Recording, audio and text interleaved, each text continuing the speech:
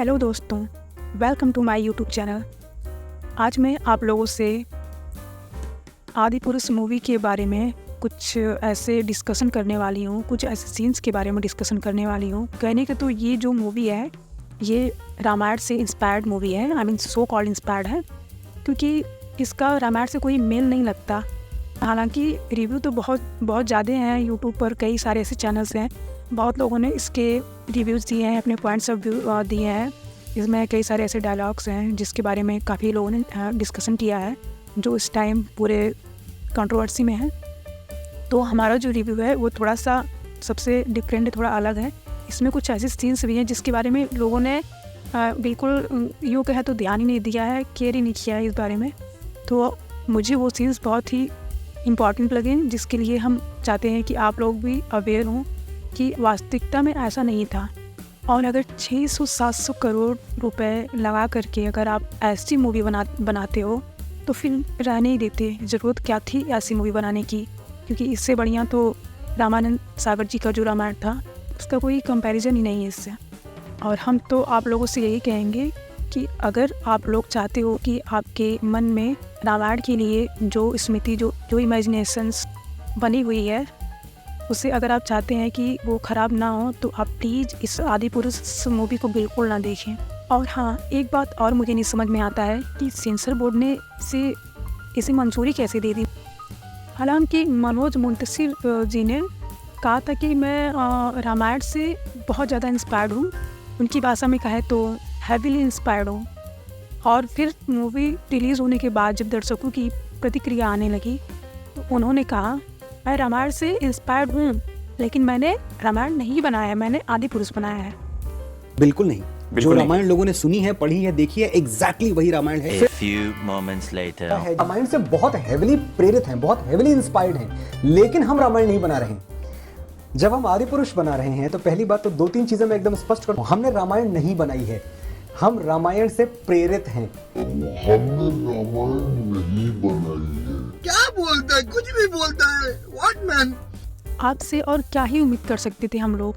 पहली बात तो आपने अपना नाम पहले बदल लिया था, आपका नाम मनोज शुक्ला था तो आपने मनोज मुंतशिर कर दिया। आपने कहा था कि मुझे इस सरनेम में कुछ ऐसा वर्जन नहीं दिखा था, इसलिए मैंने अपना सरनेम चेंज कर लिया। तो आपसे हम मूवी के डायलॉग के बारे में क्या ही उम्मीद कर सकते हैं, जिसको अपने इतने अच्छे सरनेम में कोई वज़न ही नहीं दिखा, तो उसे रामायण की जो शुद्ध हिंदी भाषा थी उसमें कहाँ से वज़न दिखेगा भाई। उन्हें तो यही टपोरी लैंग्वेज ही अच्छा लगेगा ना, उन्हें तो उसी में वज़न दिखेगा ना। तो चलिए आते हैं वीडियो के मेन मुद्दे पर, आई मीन इस मूवी के मेन मुद्दे पर। तो रावण की लंका के बारे में तो बहुत लोगों ने कहा, या एकदम कोयले का खदान लग रहा है, या फिर सोने का लंका नहीं है, भूतिया हवेली है, ऐसा कुछ ब्ला ब्ला सब लोगों ने कहा। लेकिन मेन बात तो ये है कि यह जो सोने की लंका है यह भगवान शिव जी की थी। तो शिव जी ने जब यह सोने का लंका बनवाया तो उन्होंने एज अ ब्राह्मण रावण को बुलाया पूजा करने के लिए। तो रावण आया और वहाँ पर पूजा हवन जो भी किया अपना।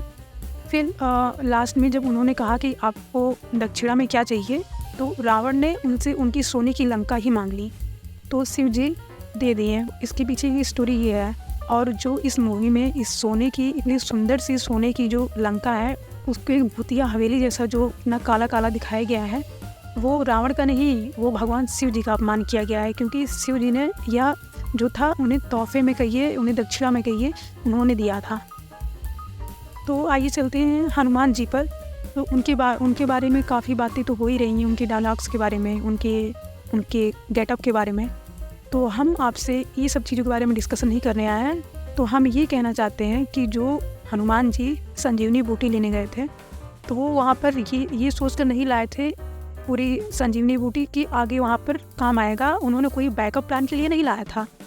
वो वहाँ पर कन्फ्यूज हो गए कौन सी संजीवनी बूटी ले जानी है, इस वजह से वो पूरी संजीवनी बूटी जो वहाँ का पूरा पर्वत जो था लाया था उठा करके। और हाँ, एक बात और कहना चाहूँगी कि हनुमान जी का एक विकराल रूप भी था। तो वो जब संजीवनी बूटी लाते हैं, ऐसे इतनी बड़ी संजीवनी बूटी, इतनी पर्वत को ऐसे लाते हैं, तो वहाँ पर उन्होंने अपना विकराल रूप करके तब उसको लाया था। और इसमें तो ऐसा दिखाया गया है कि मानो संजीवनी बूटी जो है वो खुद से उड़कर आ रही है, उसमें हनुमान जी दिख ही नहीं रहे हैं। तो चलिए दोस्तों, आते हैं अपने नेक्स्ट पॉइंट पर।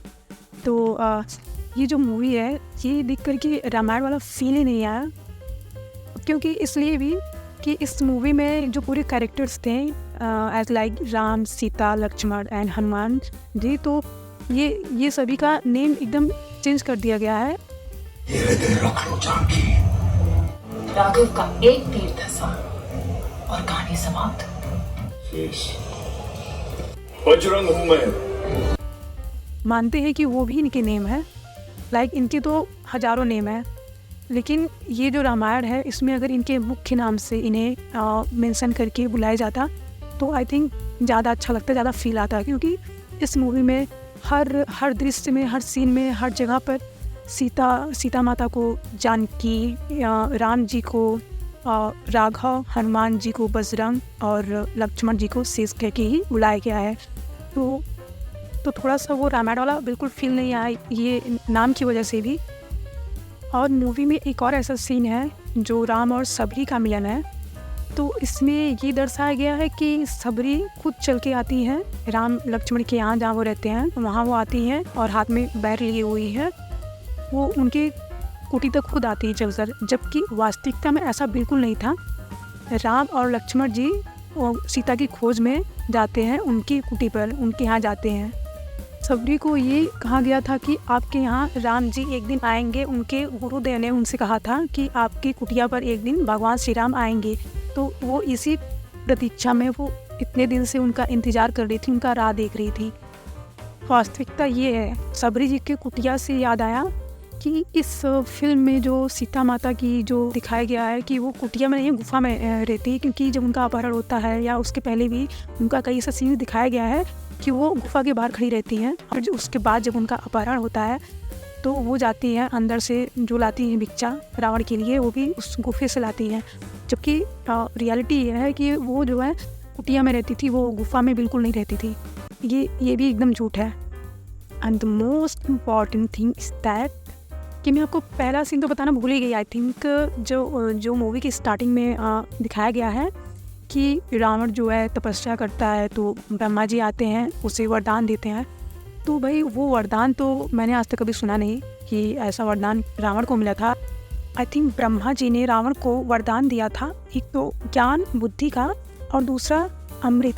तो अमृत जो है वो रावण ने अपनी नाभि में छुपा कर रखा था, जिसकी वजह से उसका यही एक राज था कि उसके पूरे शरीर पर कोई कहीं पर भी वार करता, उसकी मृत्यु कभी नहीं आती जब तक कि उसकी नाभि पर कोई वार नहीं करता। तो यह उसका राज विभीषण जानता था। विभीषण ने राम से बताया कि उसकी नाभि पर वार करो, तो राम जी ने उसकी नाभि पर वार किया और उसकी मृत्यु हो गई। तो हम तो यही कहानी जानते हैं, जो भी है मैंने ये सुना था। लेकिन ब्रह्मा जी जो उसे वरदान दे रहे थे कि लाइक ना दिन में ना रात में एंड ब्ला ब्ला जो भी था, वो मुझे बिल्कुल सेम हिरण्यकश्यप वाला वरदान लगा। तुम्हें ये वरदान देता हूं कि न दिन में न रात में, न जल में न वायु में, न धरती पे न आसमान में, न किसी देव या किसी दानव के हाथों से।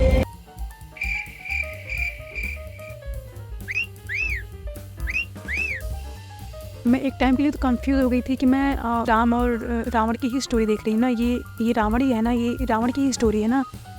और अगर मैं बात करूँ सभी कैरेक्टर्स के लुक्स की, तो इसमें जो इन लोगों का जो गेटअप दिया गया है ना, वो उसके बारे में तो आप लोग जानते ही, उसमें क्या ही बताना। जैसे सीता माँ का जो गेटअप है, जो हनुमान जी का है, और राम जी का तो क्या ही बताया। राम जी का तो ऐसा गेटअप दिया गया है, ऐसा उनका लुक्स दिख रहा है उसमें। समझ में नहीं आ रहा है कि ये बाहुबली है कि राम है। जो बाहुबली थे वो धनुष और बाण लिया हुआ था, और इसमें तो राम जी स्वयं हैं, तो इसमें तो धनुष बाण तो लिए ही रहेंगे। तो इसलिए कुछ ज़्यादा डिफरेंस पता नहीं चल रहा है, क्योंकि दोनों में सेम गेटअप है, सेम धनुष और बाण है। तो इसलिए लोग बिल्कुल एकदम कंफ्यूज है कि हम बाहुबली देख रहे हैं, आदि पुरुष देख रहे हैं, राम जी की कहानी। ये तो सेम वैसा ही हो गया ना, जैसे कि अगर हम कहें कि अक्षय कुमार जी का जो बाला वाला जो उनका था लुक्स, वो पृथ्वीराज चौहान में सेम डिक्टो दिख रहा था। थोड़ा तो चेंज करना था ना, सेम ऐसा क्यों बनाना कि पृथ्वीराज चौहान वाला फील ही ना है। तो भाई ये जो आदि पुरुष था उसमें भी कुछ ऐसा ही लगा। तो अगर हम रावण की लुक के बारे में बात करें तो उसका ऐसा जो 5 सिर ऊपर 5 सिर नीचे थे, वो तो एकदम उसको सच में अलग बनाता है। और दूसरी बात कहूँ तो उसके जो सिर थे वो बिल्कुल स्टेबल नहीं थे, वो उसमें वो ऐसा वीएफएक्स डाला गया है, ऐसा लगता है कि मानो किसी फ़ोन से छोटे मोटे सॉफ्टवेयर से कोई इफेक्ट डाल दिया गया है। और अगर बात करें पूरे सीन, पूरे मूवी के जितने भी सीन्स हैं, एज लाइक रावण का एक ब्राह्मण होकर के चमगादड़ को मांस खिलाना और चमगादड़ की सवारी करना, और रावण का उसमें वेल्डिंग का काम करना, और जो पूरे सीन्स इतने काले काले, इतने डरावने मतलब है इसमें, पूरा मिला जुला कर के हैं। तो यही सब रीजन्स हैं कि आप इस मूवी को क्यों ना देखें, जितना हो सके इसको अवॉइड करें, इस मूवी को बिल्कुल ना देखें। आई डोंट थिंक कि इस मूवी में कोई भी चेंजिंग करने की ज़रूरत थी, क्योंकि ये कोई बायोपिक मूवी नहीं है जिसमें आप जो चाहे सीन डाल दें, जो चाहे चीज़ें करें। ये भगवान श्री राम की कथा है, आप इसमें ऐसी कुछ भी कहानी नहीं चेंज कर सकते हैं। और हाँ, जाते जाते मैं आप लोगों से एक चीज़ बताना चाहूँगी इस मूवी की खासियत। इस मूवी में इतनी सारी कमियाँ, इतनी सारी गलतियाँ के बाद सिर्फ एक चीज़ मुझे अच्छा लगा, और वो है जो मूवी के सॉन्ग्स हैं, वो बहुत अच्छे हैं। हालांकि उसके जो भाषा है वो इनकी नहीं है, तो शायद इसलिए इसमें ज़्यादा वजन थे, तो इसलिए इतने अच्छे सॉन्ग्स हैं। बाकी अगर मिला जुला कर इस पूरे मूवी की बात करें तो ये बिल्कुल बकवास मूवी है। बस इतना ही कहना चाहूँगी। तो दोस्तों, अगर आपको मेरा वीडियो अच्छा लगा हो तो प्लीज़ मेरे वीडियो को लाइक कीजिए, और जितना ज़्यादा से ज़्यादा हो सके शेयर कीजिए। और हाँ, कमेंट्स करना बिल्कुल ना भूलें, कमेंट्स ज़रूर करें कि ये जो मेरा रिव्यू था ये सबसे अलग, सबसे डिफरेंट था कि नहीं। एक बात और कहना चाहूँगी कि अगर आपको ऐसे और वीडियोस देखने हैं तो आप प्लीज़ मेरे चैनल को सब्सक्राइब कीजिए, और हाँ, बेल आइकन को क्लिक करना ना भूलें, क्योंकि जैसे ही मैं कोई भी ऐसे मूवीज़ की रिव्यू अपलोड करूँगी तो आप लोगों को नोटिफिकेशन तुरंत मिल जाएगा।